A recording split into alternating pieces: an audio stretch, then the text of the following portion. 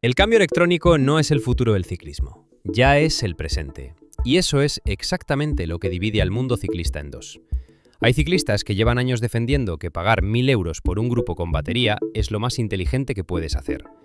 Y hay ciclistas que te miran a los ojos y te dicen que eso es tirar el dinero a la basura, que un Shimano 105 mecánico bien ajustado cambia igual de bien y nunca te deja tirado en mitad de una subida porque se quedó sin carga. Los dos tienen razón en algo, y los dos están equivocados en algo. Eso es lo que vamos a desmontar hoy. Porque la pregunta real no es si el cambio electrónico funciona bien, es si merece lo que cuesta, a quién le aporta valor de verdad y por qué la industria lleva más de una década empujándolo como si fuera la única dirección posible. En 1937, un mecánico italiano llamado Tullio Campagnolo patentó un sistema para cambiar de marcha mediante un cable y una palanca. Era rudimentario, impreciso y requería que el ciclista soltara la rueda para ajustar la tensión. Pero era el primer paso hacia algo que tardó décadas en madurar. Durante los 60, 70 y 80, el cambio de velocidades fue evolucionando de forma orgánica.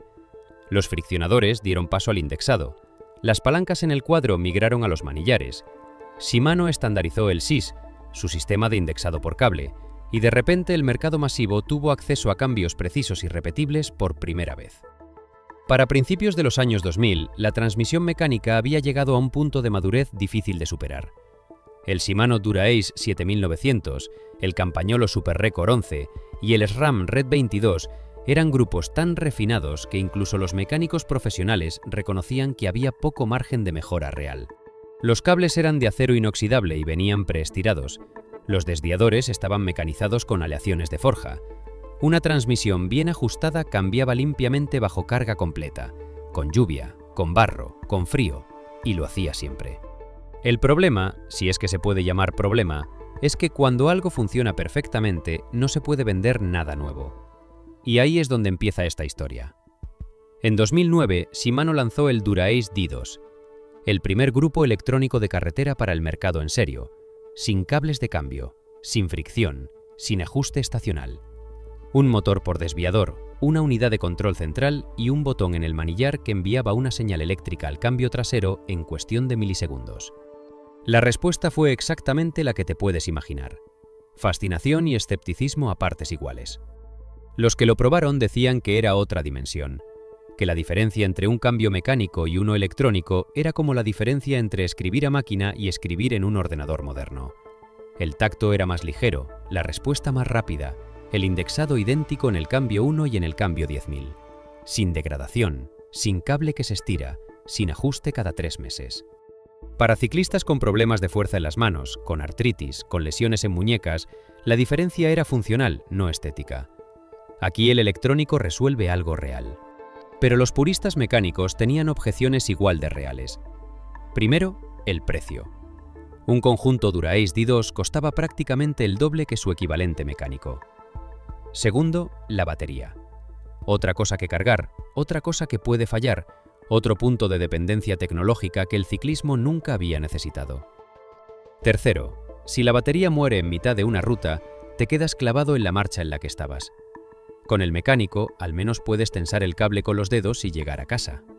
Y cuarto, y esto es el argumento que más repitieron los mecánicos en aquellos primeros años, el cambio mecánico de gama alta ya cambiaba perfectamente. El problema que el D2 venía a resolver no lo percibía como problema nadie que tuviera su grupo bien ajustado. El debate podría haberse quedado ahí, en un nicho de adoptadores tempranos con presupuesto ilimitado y paciencia para los foros. Pero entonces, en 2015, SRAM hizo algo que cambió las reglas del juego completamente. Lanzaron el ETAP AXS, el primer grupo electrónico completamente inalámbrico de carretera. Sin cables, sin wires entre palancas y desviadores, sin unidad de control central. Cada desviador tenía su propia batería de litio, intercambiable en segundos. Las palancas funcionaban con pilas de botón que duraban años. La lógica de cambio era casi ofensivamente simple. Palanca derecha para cambiar a un piñón más duro, palanca izquierda para uno más fácil, ambas pulsadas simultáneamente para actuar sobre el plato delantero. Eso era todo.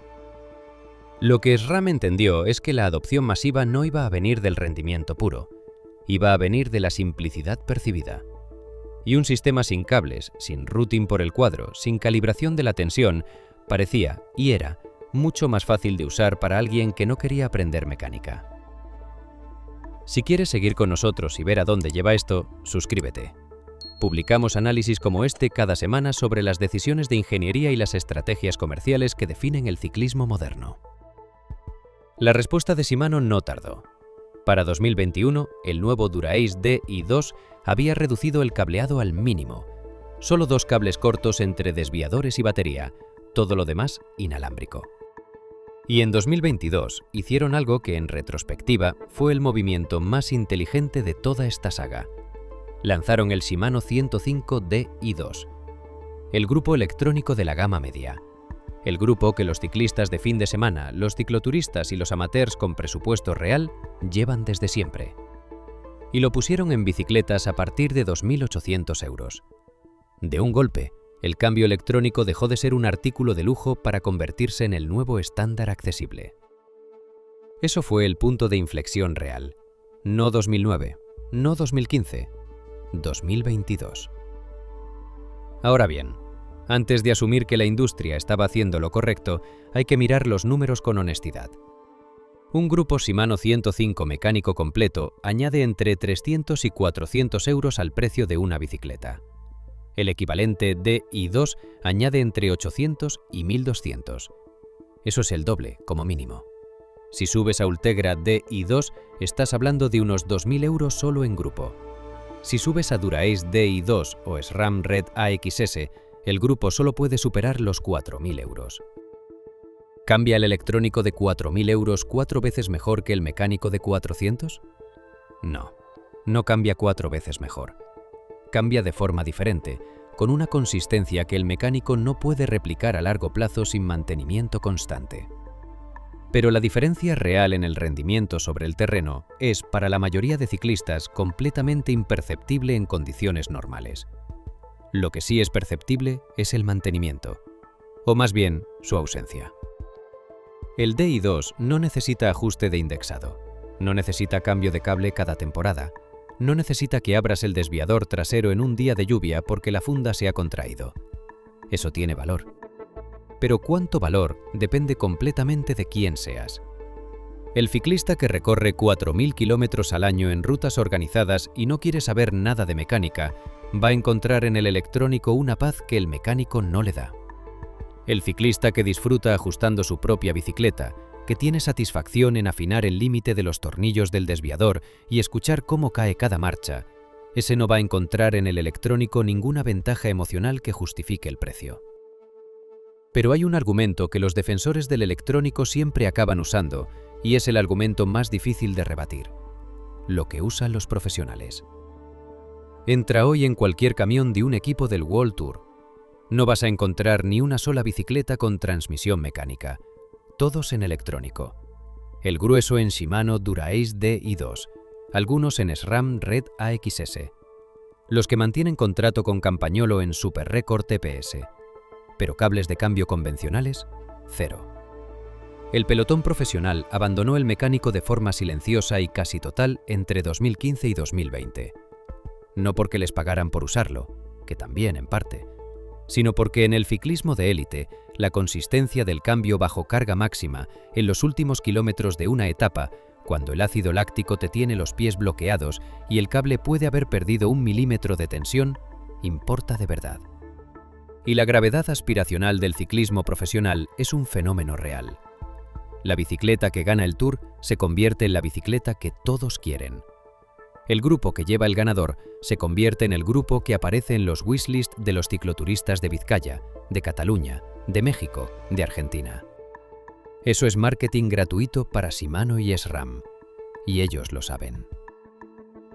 Antes de llegar al cierre, suscríbete si este tipo de análisis te interesa. No hacemos cobertura de carreras, hacemos exactamente esto: desmontar las decisiones que dan forma al ciclismo moderno, con datos y con punto de vista propio. Entonces, ¿estafa o genialidad? La respuesta honesta es que depende de a quién le preguntes. Para un corredor amateur que compite en marchas cicloturistas o en carreras federadas, el electrónico tiene sentido. El cambio preciso bajo fatiga extrema no es una fantasía de folleto, es una ventaja real. Y el ahorro en mantenimiento a lo largo de varios años acorta la diferencia de precio más de lo que parece al principio. Para un ciclista de fin de semana que hace 150 kilómetros en grupo el sábado y no tiene intención de meterse en mecánica, un 105 Di2 puede ser la mejor compra que haga en mucho tiempo. Fácil de usar, sin fricciones, sin ajustes, el grupo que debería haber existido hace años. Para alguien que hace cicloturismo de varios días, que va a estar lejos de un enchufe durante 4 jornadas seguidas, o que peregrina por rutas donde una avería no tiene solución rápida, el mecánico sigue siendo la opción más sensata. Un cable se puede reemplazar en 10 minutos con herramientas básicas. Una batería muerta en el Camino de Santiago o en los Pirineos no tiene solución fácil.